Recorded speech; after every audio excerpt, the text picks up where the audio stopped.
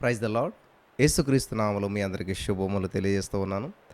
ఇక్కడ అద్భుతమైనటువంటి విషయాన్ని పరిశుద్ధాత్మ దేవుడు చక్కగా తెలియజేస్తూ ఉన్నాడు. చాలా జాగ్రత్తగా మీరు వినాలి. పౌలు గారి యొక్క ఆలోచనలు, పౌలు గారి యొక్క నిర్ణయాలు ఇక్కడ తెలియజేస్తూ ఉన్నాడు పౌలు గారు. నేను ఇలా అనుకుంటూ ఉన్నాను, నేను ఇలా చేస్తూ ఉన్నాను, నా జీవిత విధానం ఇది, నా ఆలోచన విధానం ఇదని ఆయనకున్నట్టు ప్రతిదాన్ని తెలియజేస్తూ వస్తూ ఉన్నాడు. సువార్త ఉచితంగా ప్రకటిస్తూ ఉన్నాను, మరి ఎవరు ఎలా జీవించాలి ఇవన్నీ చెప్పుకుంటూ వచ్చాడు. సువార్తను ప్రకటించవలసిన భారం నా మీద ఉన్నది అని చెప్పాడు. అంటే ఇది కేవలం పౌలు గారికి సంబంధించినటువంటి విషయం మాత్రమే కాదు, కానీ ఈరోజు నీ మాటలు వింటున్న ప్రియమైనటువంటి సహోదరి స్నేహితులారా, మనందరికీ సంబంధించినటువంటి విషయం ఇది. మనందరి మీద సువార్తను ప్రకటించవలసినటువంటి భారము, బాధ్యత ఉన్నది. ప్రతివారు కూడా ఖచ్చితంగా దేవుని యొక్క వాక్యాన్ని, సువార్తను ప్రకటించాలి. ఏంది సువార్త అంటే, యేసుక్రీస్తు ప్రభువారు 2000 సంవత్సరాల క్రితం నీ కొరకు, నా కొరకు ఈ భూలోక రాజ్యానికి వచ్చి నీవు నేను చేసిన తప్పిదాలను, అలనాడు ఆదాము కోల్పోయినటువంటి అధికారాన్ని, అలనాడు ఆదాము విడిచిపెట్టినటువంటి ఆ యొక్క జీవవృక్ష ఫలాలను ఈరోజు మళ్ళా తిరిగి మనం యేసుప్రభువుని నమ్మి విజయం సాధించినట్లయితే జయించువానికి జీవవృక్ష ఫలాల్లో పాలుభాగస్తులుగా చేస్తాను, జయించువానికి అని చెప్తూ ఉన్నాడు. ఇక్కడ జయించటం అంటే ఏంటంటే యేసుక్రీస్తు ప్రభువును స్వీకరించడమే జయించడం. యేసుప్రభువును రక్షకుడిగా అంగీకరించడమే దేవుని రాజ్యానికి వారసులుగా అవటం. ఎందుకంటే యేసు నేనే మార్గము, సత్యము, జీవము, నా ద్వారా తప్ప ఎవడు పరలోక రాజ్యానికి ప్రవేశించాడు అని యేసుప్రభువు స్వయంగా చెప్పినటువంటి మాట మనం వింటూ వచ్చిన్నాం. ఆయన ద్వారా తప్ప ఎవడు కూడా పరలోక రాజ్యానికి ప్రవేశించరంట. ఇది మనకు అందరికీ తెలుసు. అయితే మరి సత్యం ఏంటంట? యేసు నేనే మార్గం, సత్యం, జీవం అంటాడు. ఏదైనా కూడా తిరిగి తిరిగి తిరిగి యేసు ప్రభువు దగ్గరికి వెళ్తూ ఉంది. కాబట్టి ఇక్కడ మన జీవితంలో ఏ సమస్య పరిష్కరించబడాలన్నా యేసయ్యే మనకు ఆధారం. అంతా యేసే, జగమంతా యేసే. నా చిన్నతనంలో ఈ పాట బాగా పాడేవారు చాలామంది. అంతా యేసే, జగమంతా యేసే, హల్లెలూయా. జగమంతా కూడా యేసే అని అప్పట్లో ఎవరు రాశారో ఈ పాట తెలియదు, కానీ చక్కగా పాడేవారు. ఎస్, అంతా యేసే, జగమంతా యేసే, దినమంతా యేసే, జీవితం అంతా యేసే, క్షణమంతా యేసే, యేసు యేసు యేసు యేసు, హల్లెలూయా. ఇంకో పాట ఉండేది, యేసు యేసు యేసు యేసు నే పాడేదను, ఆడి పాడి ఎల్లప్పుడూ కొనియాడేదను, పాడేదను నాట్యమాడేదను. ఏంటండి? యేసు యేసు యేసు యేసు నే పాడేదను, ఏసే నేనే పాడతాను, ఏసయ్య ఏసయ్య ఏసయ్య ఏసయ్య, ఏం చేసినా ఏసయ్య ఏసయ్య ఏసయ్య. ఏసయ్య నామాన్ని పలికితే చాలు అద్భుతాలు జరుగుతూ ఉంటుంటాయి. ఒకసారి ఒక గ్రౌండ్లో పెద్ద మీటింగ్ జరుగుతూ ఉంది. ఒక కారులో ఒక తండ్రి కుమారులు నడుచుకుంటా వెళ్ళట్లేదు, కానీ కారులో వెళ్తున్నారు. కానీ అక్కడ కారు ఎందుకో ఆపారు వాళ్ళు, సంథింగ్ ప్రాబ్లం వచ్చి. అక్కడ మీటింగ్లో జరుగుతున్నటువంటి సన్నివేశం ఏంటంటే, ఆ సేవకుడు సేమ్ ఇలాగ జీజస్ జీజస్ అని చెప్పి వాళ్ళందరూ అనమాట. అంటే వాళ్ళంతా కూడా జీజస్ జీజస్ జీజస్ అనునాదము అంటే మీకు అందరికీ తెలిసే ఉంటుంది. ఫర్ ఎగ్జాంపుల్, మనం ఏదైనా సౌండ్, ఏదైనా మన దగ్గరలో ఏదైనా వాహనం ఏదైనా వెళ్తుంటే అది భూమి కంపించినట్టు అవుతుంది. దాని ద్వారా మన ఇంట్లో సామాన్లన్నీ కూడా దానితో పాటు ఏకీభవించి కూడా కంపించడం మొదలు పెడతాయి, ప్రతిస్పందిస్తూ ఉంటుంటాయి. అర్థమవుతుందా? అనునాదం అంటారు దాన్ని. అందుకే సైనికులను బ్రిడ్జ్ మీద కవాతు చేయొద్దు. ఎందుకంటే అందరూ ఒకేసారి లెఫ్ట్ రైట్ అన్నారనుకోండి, అందరూ ఒకేసారి కాలేజీలోకి ఆ బ్రిడ్జ్ కూడా దానికి ఆ ఫ్రీక్వెన్సీకి అనునాదం చెంది వీళ్ళతో పాటు బ్రిడ్జ్ కూడా ఎక్కిపించి అది కూడా ఒకటి ప్రారంభిస్తుంది. లెఫ్ట్ రైట్ అందులోకి ఊగి ఊగి బిల్డింగ్ కూలిపోద్ది, అదే బ్రిడ్జ్ కూలిపోద్ది అన్నమాట. అందుకని ఎప్పుడు కూడా ఈ యొక్క బ్రిడ్జెస్ మీద వాళ్ళని పొరపాటును కూడా కవాతు చేయొద్దు అని చెప్పి అంటుంటారు అన్నమాట. కవాతు చేయనివ్వరు. ఈ సత్యం గ్రహించాలి. అలాగే ఇక్కడ ఎక్కడైతే మీటింగ్లో ఒకటే జరుగుతుందో జీసస్ జీసస్ అనేటువంటి మాట చాలా ప్రభావవంతంగా వినపడుతూ ఉంది చాలా దూరం. ఈ కారులో వెళ్తున్నటువంటి తండ్రి కొడుకులు అక్కడ కారు ఆపారు.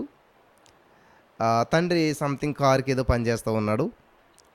ఈ లోపల అది స్వరం బాగా చెవిలో పడుతూ ఉంది. వినాలి, చాలా జాగ్రత్తగా వినాలి. వినుట వలన విశ్వాసం కలుగుతుంది. వినుట క్రీస్తుని గురించినటువంటి సువార్త వలన, ఇదే సువార్త ప్రకటించవలసిన బాధ్యత నా మీద ఉన్నది అంటే అర్థం ఏంటంటే ఇదనమాట. ఎప్పుడైతే మరి ఇక్కడ ఈ యొక్క సన్నివేశం జరుగుతూ ఉందో, కుమారుడు కారులో ఉన్నాడు, తండ్రి ఏమో రిపేర్ ఇది చేస్తున్నాడు. తెలియకుండా కుమారుడు అందరూ అంటున్నారు కదా, ఆటోమేటిక్గా అది వైబ్రేట్ అవుతుంది మనసులో, జీసస్ జీసస్ అని. ఈయనకి ఏమి తెలియదు జీసస్ గురించి. ఈయన కూడా ప్రారంభించాడు జీసస్ జీసస్ జీసస్ అంటున్నాడు చిన్న కుమారుడు, తెలియకుండా, అనుకోకుండా, అన్ఎక్స్పెక్టెడ్గా. ఎందుకంటే అదే స్వరం వినపడి వినపడి వినపడి వినపడి వినపడి ఆ మైండ్ దానికి అనుసంధానం అయిపోయింది అంటండి. హల్లెలూయా, దేవునికి మహిమ కలుగును గాక. జాగ్రత్తగా వినాలి ప్రియులారా.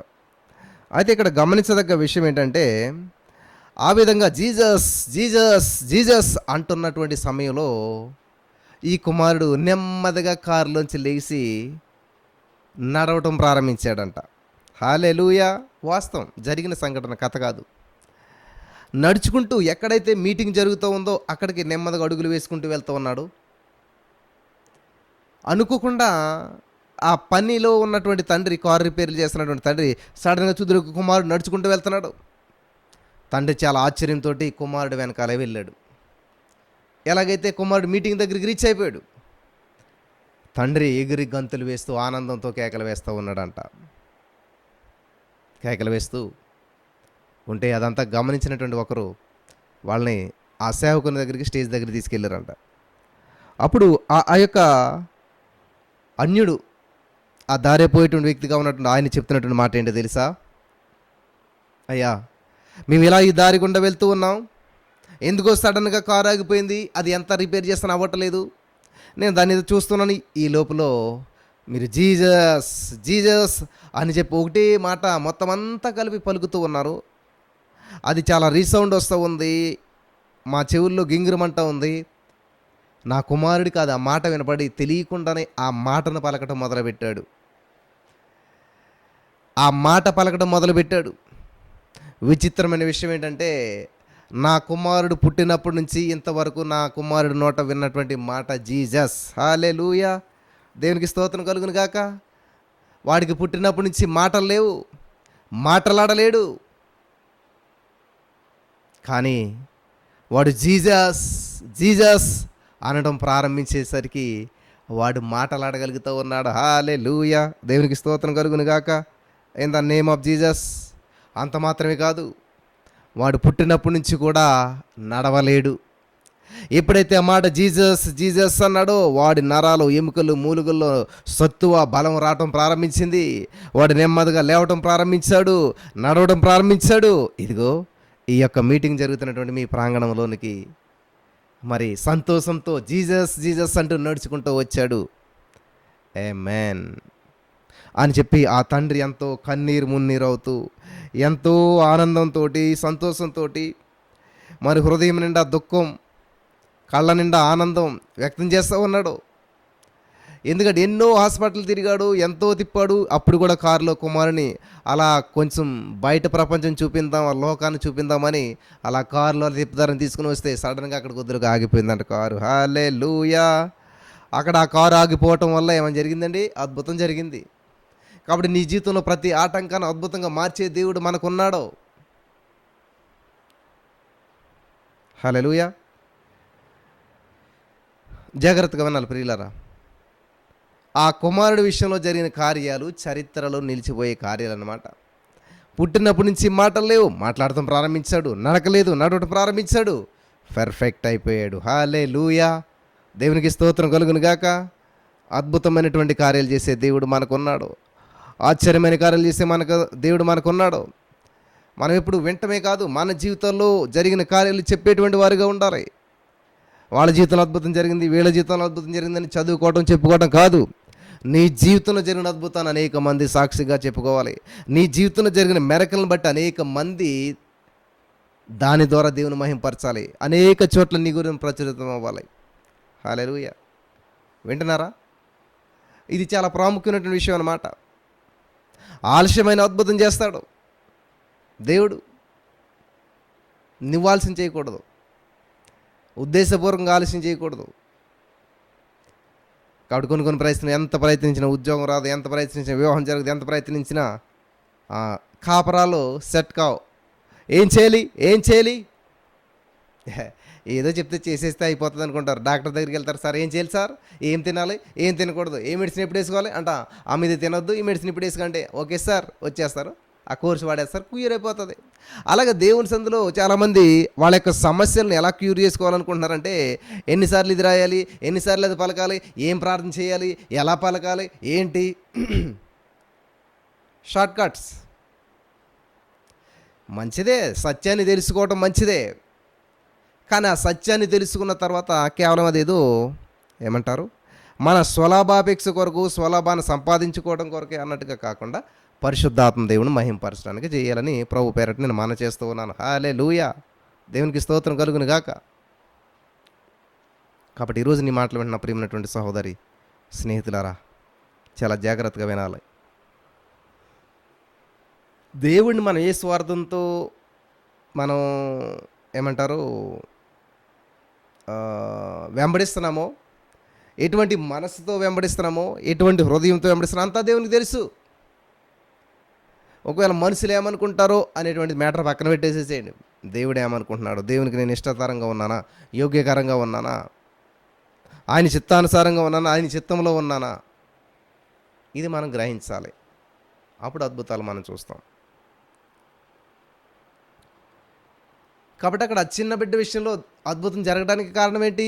ఎవరు ప్రార్థన చేయలేదు, ఎవరు కూడా మరి ఏ విధమైనటువంటి అద్భుతమైన ప్రార్థనలు, అద్భుతాల కొరకు ప్రార్థన కూడా చేయలేదు.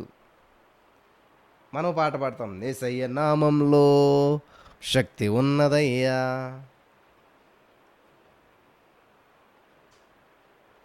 ఏమున్నదండి? నమ్ముతున్నారా? ఆ చిన్న బిడ్డ విషయంలో పుట్టుక నుంచి లేనటువంటి మాటలు రప్పించిందేంటి?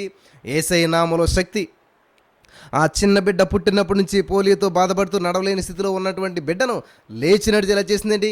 యేసయ్య నామములో శక్తి.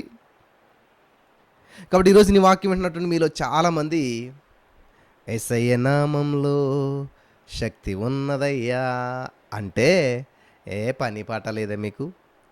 అంత మాట మీటింగ్ అంటారో, అది అంటారో, ఇది అంటారో, ఆ ప్రాజెక్టు ఈ ప్రాజెక్ట్ అంటారు, దానికి కానుక పంపాలి, దీనికి కానుక పంపాలి, ఇన్ని విధాలుగా మా దగ్గర లాక్కుని అంత చేసి ఇంత చేసి, ఇలాగా చాలామంది ఆలోచనలు అటువైపు పెడతాం వల్ల ఆత్మీయతలో ఎదగలేకపోతున్నారు.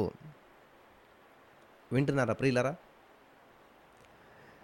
కాబట్టి దేవుడు సమీపంగా ఉన్నాడు మనందరికీ కూడాను. నువ్వు చేయవలసిందల్లా స్వీకరించడమే, అంగీకరించడమే. హల్లెలూయా. కాబట్టి ఇక్కడ చిన్న బిడ్డ యాక్సెప్ట్ చేశాడు. Yes Jesus, Jesus. ఎప్పుడైతే నీకు ఏ లోపంతో అయితే నువ్వు దేవుని స్తుతించడం ప్రారంభించావో నీ లోపాలన్నీ సరిచేయబడతాయి. హల్లెలూయా. నీ బంధకాలతో దేవుని స్తుతించడం ప్రారంభించినప్పుడు నీకున్న బంధకాలన్నీ కూడా విడిపోయినట్టుగా మీరు చూడాలి. హల్లెలూయా. నీ జీవితంలో ఏ అద్భుతం జరగాలనుకుంటున్నా అవన్నీ జరిగిపోయింది అనే సత్యాన్ని మీరు నేర్చుకోవాలి. ఆ సత్యం మిమ్మల్ని స్వతంత్రంగా చేస్తుంది, ఏ సమస్య నుంచి అయినా, ఏ బంధకాల నుంచి అయినా సరే. హల్లెలూయా. దేవుడి మాటల ద్వారా మనల్ని బలపరచును గాక. ఆమేన్.